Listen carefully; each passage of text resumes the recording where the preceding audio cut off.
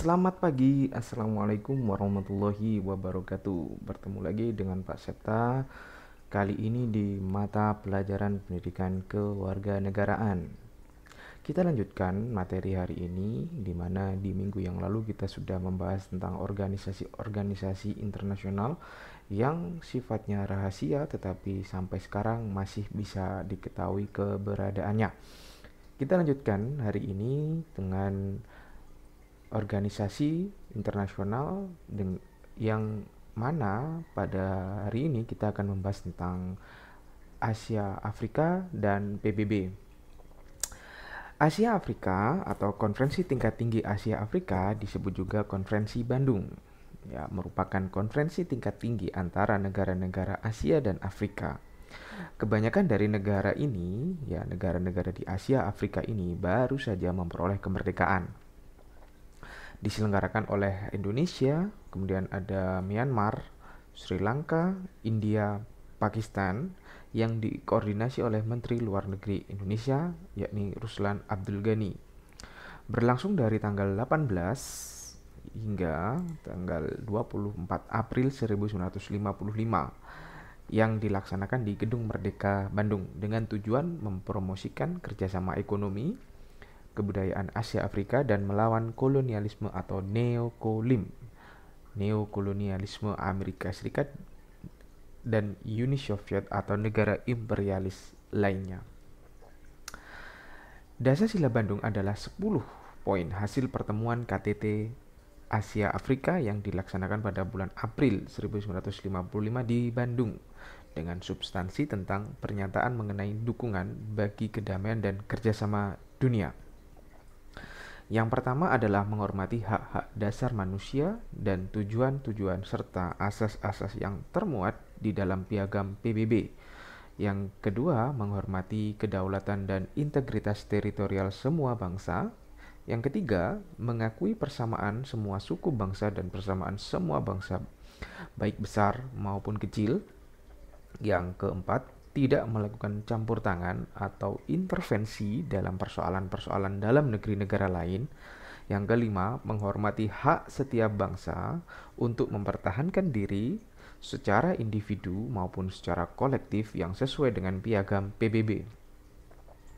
Yang keenam, tidak menggunakan peraturan-peraturan dan pertahanan kolektif untuk bertindak bagi kepentingan khusus dari salah satu negara-negara besar. Yang 6B, tidak melakukan campur tangan terhadap negara lain. Yang ketujuh, tidak melakukan tindakan ataupun ancaman, agresi maupun penggunaan kekerasan terhadap integritas teritorial atau kemerdekaan politik suatu negara. Yang kedelapan, menyelesaikan segala perselisihan internasional dengan cara damai seperti perundingan, persetujuan, arbitrasi, atau penyelesaian masalah hukum ataupun cara-cara lainnya yang damai menurut pilihan pihak-pihak yang bersangkutan yang sesuai dengan piagam PBB. Yang kesembilan, memajukan kepentingan bersama dan kerjasama. Yang kesepuluh, menghormati hukum dan kewajiban internasional. Itu adalah yang disebut dengan Dasar-Sila Bandung atau 10 poin hasil dari pertemuan konferensi tingkat tinggi Asia Afrika. Kita lanjutkan ke slide berikutnya. Ada gerakan non-blok atau non-aligned movement adalah suatu organisasi internasional yang dibentuk pada tahun 1961 oleh Joseph Broz Tito, Presiden Yugoslavia Sukarno, Presiden Indonesia Gamal Abdul Nasser, Presiden Mesir Pandit Jawaharlal Nehru, Perdana Menteri India, dan Kwane sebagai Presiden Ghana. GNB membawa negara lain yang tidak ingin beraliansi dengan negara-negara adidaya peserta Perang Dingin. Anggota-anggota penting termasuk India, Mesir, dan untuk suatu masa Republik Rakyat Tiongkok, Brasil tidak pernah menjadi anggota resmi gerakan tersebut. Jadi gerakan non-blok ini adalah gerakan yang mengajak negara-negara itu tidak memihak blok barat, di mana blok barat diwakili oleh Amerika Serikat dan blok timur di mana blok timur diwakili oleh Uni Soviet atau Rusia. Dalam KTT Gerakan Non-Blok ada asas-asas. Gerakan non-blok bukan merupakan blok tersendiri dan tidak termasuk salah satu blok yang ada. Gerakan non-blok merupakan wadah perjuangan negara-negara yang sedang berkembang. Gerakan non-blok memegang teguh prinsip perjuangan melawan imperialisme, kolonialisme, neokolonialisme, rasialisme, dan Zionisme. Perhatikan dengan cermat. Yang ketiga, asas dari gerakan non-blok, perjuangan melawan imperialisme, kolonialisme, neokolonialisme, rasialisme, dan Zionisme. Kita menuju ke slide berikutnya. Ini adalah pertemuan KTT non-blok. Ada yang pertama di Beograd, kemudian di Mesir, kemudian di Tanzania. Kita lanjutkan saja. Tujuan dari gerakan non-blok adalah mendukung perjuangan dekolonisasi dan memegang teguh perjuangan melawan imperialisme, kolonialisme, neokolonialisme, rasialisme apartheid, dan Zionisme. Wadah perjuangan negara-negara yang sedang berkembang, mengurangi ketegangan blok barat yang dipimpin oleh Amerika Serikat dan blok timur yang dipimpin oleh Uni Soviet atau Rusia, tidak membenarkan usaha penyelesaian sengketa dengan kekerasan atau dengan militer. Setelah GNB, Gerakan Non-Blok, kita menuju ke organisasi PBB. Perserikatan Bangsa-Bangsa atau United Nations atau UN merupakan organisasi internasional yang anggotanya hampir seluruh negara di dunia. PBB dibentuk untuk memfasilitasi dalam hukum internasional, pengamanan internasional, lembaga ekonomi, dan perlindungan sosial. Bahasa resminya Inggris, Mandarin, Prancis, Rusia, Arab, Spanyol, dan sekretaris jenderal ya. Ini masih perlu diupdate lagi. Silakan kalian cek siapa sekjen PBB saat ini. Didirikan pada tanggal 24 Oktober 1945 dengan jumlah anggota 192 negara. Markasnya di New York. Tujuan PBB adalah memelihara perdamaian dan keamanan internasional, mengembangkan hubungan-hubungan persaudaraan antar bangsa, menciptakan kerjasama dalam memecahkan masalah usaha internasional dalam bidang ekonomi, sosial, dan hak asasi, menjadikan PBB sebagai pusat usaha dalam mewujudkan tujuan bersama cita-cita di atas. Asasnya adalah berdasarkan persamaan kedaulatan dari semua anggotanya, semua anggota harus memenuhi dengan ikhlas kewajiban-kewajiban mereka sebagaimana tercantum dalam piagam PBB. Semua anggota harus menyelesaikan persengketaan-persengketaan internasional dengan jalan damai tanpa membahayakan perdamaian, keamanan, dan keadilan. Dalam hubungan internasional, semua anggota harus menjauhi penggunaan ancaman kekerasan terhadap negara lain. Ini adalah susunan dari organ utama PBB. Ada Dewan Keamanan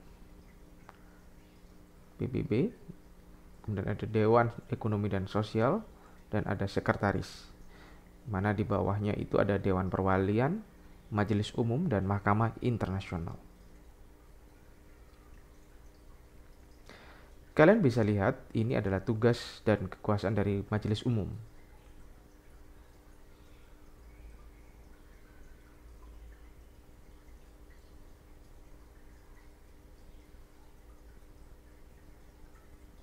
Kita lanjutkan. Dewan Keamanan PBB bertugas untuk menjaga perdamaian dan keamanan antar negara. Dewan ini mempunyai kekuatan untuk mengambil keputusan yang harus dilaksanakan para anggotanya di bawah piagam PBB. Nah, Dewan Keamanan ini terdiri dari 5 anggota tetap yang memiliki hak veto, yakni Amerika Serikat, Inggris, Rusia, Prancis, dan Cina, ditambah dengan 10 anggota tidak tetap yang dipilih untuk masa 2 tahun oleh Majelis Umum. Hak veto sampai dengan sekarang hanya dimiliki negara-negara anggota tetap Dewan Keamanan PBB. Kita lanjutkan.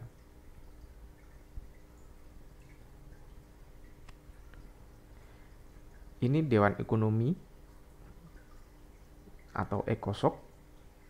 Tugasnya bertanggung jawab dalam menyelenggarakan kegiatan ekonomi, sesuai dengan yang digariskan oleh PBB, mengembangkan ekonomi sosial dan budaya, memupuk hak asasi manusia, mengkoordinasi kegiatan-kegiatan dari bidang khusus dengan berkonsultasi dan menyampaikan pada sidang umum kepada mereka dan anggota PBB.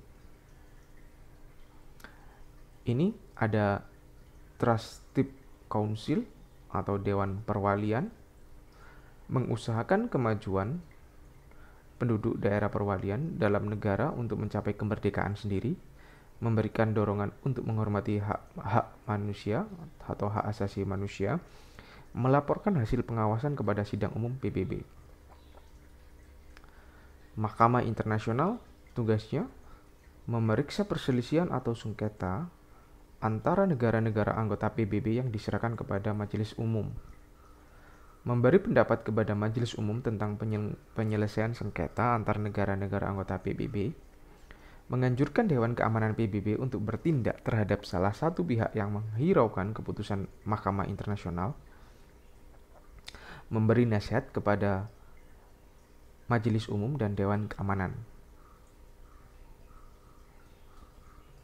Sekretariat PBB adalah salah satu badan utama dari PBB dan dikepalai oleh seorang sekretaris jenderal, dibantu oleh seorang staf pembantu pemerintah dunia.